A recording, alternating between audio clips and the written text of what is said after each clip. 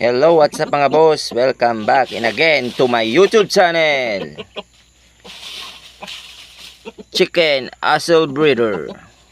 So, ngayong hapon, bago pala tayo magpatuka mga boss, ay nagpakaskas muna tayo.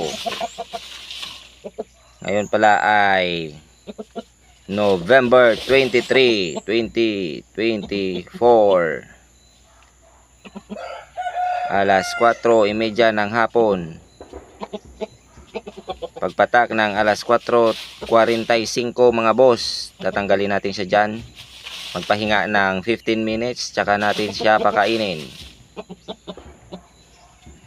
So, ganun lang yung simple yung ginagawa natin dito sa ating munting manukan.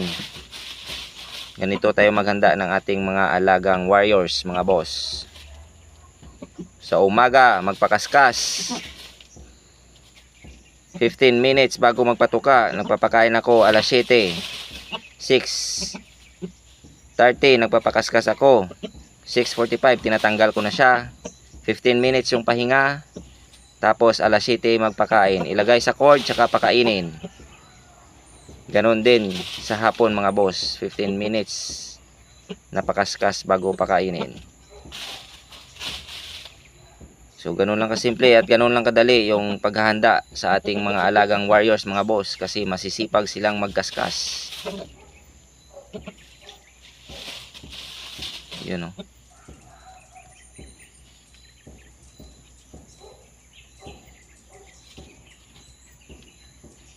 Ka-2 days na niya pala ngayong araw mga boss na pinipreko natin siya.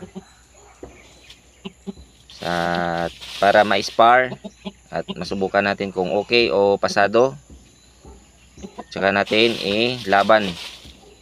Kailangan muna natin siyang spar ng 3 beses bago natin siya ilaban sa mga derby o sa mga ulutan sa Naked Hill mga boss.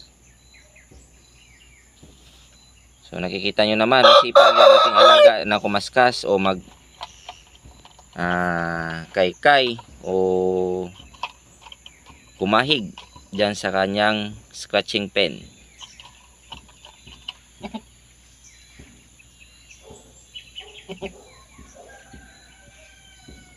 Maraming salamat pala sa mga solid subscribers ko na patuloy na sumusuporta at nanonood dito sa aking munting YouTube channel. Sana hindi kayo magsawa sa pagsuporta dito sa akin. Sa mga silent viewers ko, maraming salamat sa inyo. Hanggang dito na lang muna mga boss. Maraming salamat and God bless sa ating lahat. Basta't lagi lang nating tatandaan na ang sabong ay sports lamang. Huwag tayong magpakalulong sa sugal at lagi nating unahin ang ating pamilya.